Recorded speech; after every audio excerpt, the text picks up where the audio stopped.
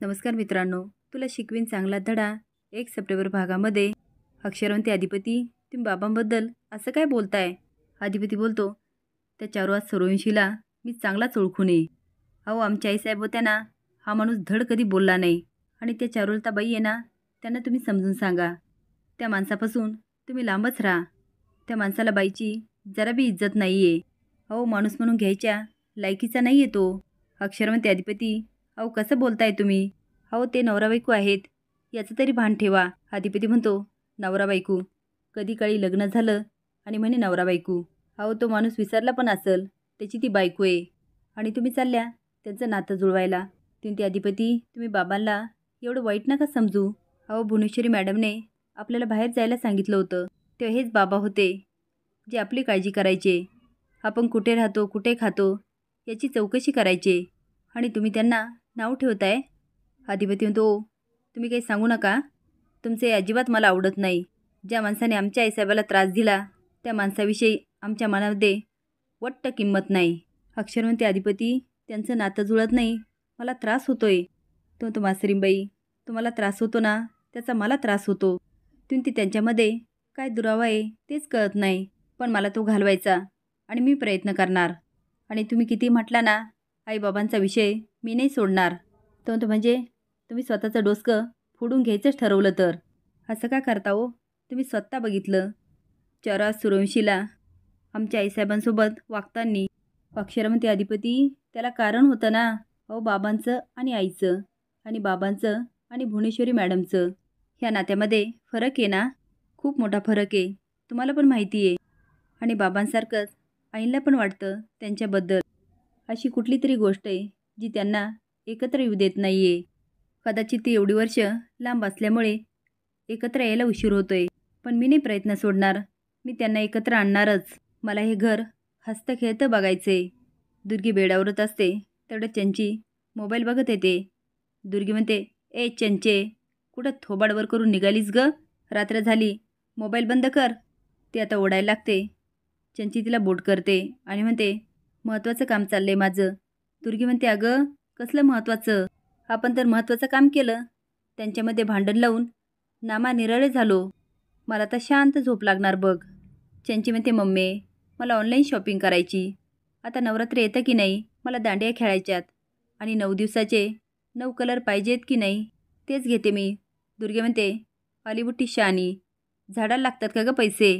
आणि तो सबनीच ना पैसे देताना हात आकडता घेतोय आणि हिशोब बी मागतोय. ताई होती ना तर वेगळी गोष्ट होती. चंची म्हणते, मम्मी कपडे घेतले, पैसे द्यायचे. अधिपती आवरून येतो. अक्षरा बसलेली असते. तो मास्तरीबाई ती जचकती. तो ताई का परत तसंच?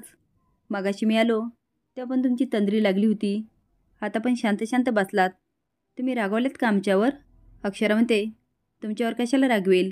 अहो, मग आमच्याशी बोलत का नाही? ती म्हणते, मागाशी बोललो नाही एवढं, आता काय राहिलं बोलायचं? तो म्हणजे आता सगळंच संपलं, बोलण्यासारखं काहीच नाही. अक्षरा म्हणते, मी असं कुठं म्हटले? मग असंच बोलायला तुम्ही. आणि आपण मगाशी दुसऱ्या लोकांबद्दल बोललोय, आपल्याविषयी कुठं काय बोललोय? अक्षरा म्हणते, अधिपती ते आपले माणसं आहेत, आपण थोडी शेजाऱ्याबद्दल बोलतोय. तो शेजारीसारखे वागतात ना. पण शेजारी पाजारी असते ना तर बरं झालं असतं. तुम्ही त्यांच्यामुळे माझ्याशी भांडताय, मी तुम्हाला बोलतो आणि आपल्यामध्ये हेच चक्र चालू आहे. ते मी शांत बसले म्हणजे तुमच्यावर रागवले असं नाही ना? तो आता मस्करी करत म्हणतो, असा खळखळ वाहणारा झरा एकदम शांत झाला तर काय वाटणार? ती म्हणजे मग काय करायचं? तो नाचायचं. अक्षरा म्हणते, म्हणजे तो चला की, एक नंबर आयडिया आहे, चला नाचूया. अधिपती तिला ओढतो आणि डान्स करायला लागतो. ती काय अधिपती वेडे आहात? अधिपती म्हणतो, अहो वेडे माणसंच इतिहास घडवतात. ती असं काहीतरी इतिहास घडवा की समोरचे काहीतरी शिकतील. अधिपती म्हणतो, नेमकी कळत नाही, कौतुक करताय की माप काढायला?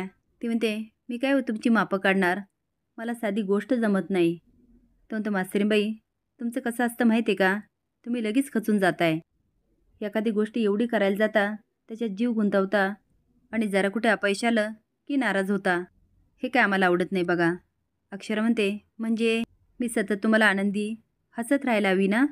तो नाहीतर काय, तुमचा हा हसणारा खळखळता झरा असाच राहावा तेवढी तरी इच्छा आहे. ती माझ्यासाठी एक गोष्ट कराल प्लीज? तो तुम्ही जे सांगाल ना ते करतो. ती अधिपती वेगळं असं काहीच करायचं नाही, पण मी जे आत्ता करते ना त्यात मला साथ द्या. तुमच्या सपोर्टशिवाय मी काहीच करू शकत नाही.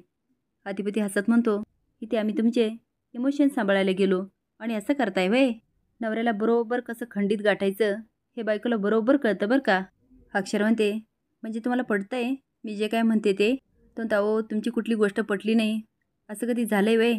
फक्त एकच वाटतं हो, नवरात्रीचा उत्सव आहे आणि आईसाहेब घरात नाही, पण मला वाटतं हो ते येतील, म्हणून मला हा उत्सव लय जोरदार करायचा आहे. अक्षर म्हणते, आपण एवढे प्रयत्न घेतो ना, कुठल्या न कुठल्या प्रयत्नाला यश नक्की येणार. चंची म्हणते, मम्मी तुला काम करायचं ना तू कर. आधीच्या घरातील सणवार काही साधेसुधे नसतात, गुरासारखं काम करावं लागतंय. दुर्गी म्हणते, चंचे आपण गंमत करू की? आपण काम नाही करायचं, आपण करायला लावायचं. सकाळी अक्षरा दिव्याईसमोर असते तेवढे चारू येते आणि म्हणते, ही घे फुलं घे. अक्षरा म्हणते, आई केवढी फुलं आणलीत? ती म्हणते, अगं बागेत फिरत होते ना तेव्हा काढली. ते आता बरंच काही बोलत असतात तेवढे ताजी येते आणि म्हणते, मला वाटत होतं भुई घरात नाही, आता नवरात्र कसं साजरा होणार, पण आता तुम्ही आलात ना काळजीच मिटली. लई तयारी करावी लागते. चारू म्हणते, अगदी जय्यत तयारी करूया. तेवढ्यात दुर्गी येऊन म्हणते, नवरात्रीची का? चारू म्हणते, हो तर आता नवरात्री आलीच आहे, खूप कामं करावी लागतील आणि अगदी थाटामाटात करूया आपण नवरात्र. दुर्गी म्हणते, आत्ते यांचं जाऊ दे, पण तुझं काय? तुला काही बी वाटत नाही? आजी म्हणते, त्यात काय वाटायचं, काय झालं? अगं सण आहे, देवीचा उत्सव आहे, देवाधर्माचं काम आहे, चल बोलण्यामध्ये वेळ नको घालू, आत्ताच कामाला लाग. दुर्गी म्हणते, आत्ते ताई नाही घरात आणि तू काय करायली? नवरात्र साजरा करायली? अगं तुला काही वाटतं की नाही? आता दुर्गीचं पुन्हा नाटक सुरू होतं. चारू म्हणते, अहो देवीचा सण आहे, तो आपण मनापासून आणि परंपरेनुसार साजरा केला आणि देवी प्रसन्न झाली तर काय सांगता येतं, भुवनेश्वरी परत येतील. दुर्गी म्हणते, मनापासून बोलायला की तिच्या नावावर तुमची हौस भागताय. ताई घरात नसताना एवढा मोठा सण साजरा करायची काही गरज नाही. चारू म्हणते, अहो मी नसताना भुवनेश्वरीने परंपरा चालवली, आता त्या नसताना मी चालवायला नको का? दुर्गी म्हणते, काय बी गरज नाही ताईची परंपरा पुढे चालवायची. तेवढ्यात अधिपती ऐकून म्हणतो, काय झालं? ती बघा ना अधिपती, ताई घरात नसताना या लोकांचं काय चाललं, म्हणे नवरात्र मोठी साजरी करायची. दुर्गी आता बरंच बडबड करू म्हणते, तुम्हाला तरी आवडेल का सांगा बरं. अधिपती म्हणतो, काय झालं त्यात न आवडण्यासारखं काय? नवरात्र आहे, देवीचा सण आहे, तो जोरदार साजरा झालाच पाहिजे.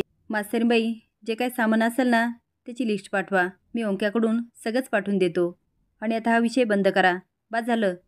चारू म्हणते, अधिपती थँक्स, तर तो कशासाठी? ती माझी इच्छा होती आणि तू आडवं आला नाही. तो नाही, चांगल्या गोष्टीला मी कधीच आडवं येत नाही, ही आमच्या आईसाहेबांची शिकवण आहे. तो आता चारूबरोबर खूप छान बोलतो आणि निघून जातो. दुर्गीचा जाळफाट होतो, ती निघून जाते. चारू म्हणते, ही अशी काय वागते? आता भुवनेश्वरी येणार परत, हे बघण्यासाठी लाईक आणि सबस्क्राईब करा. धन्यवाद.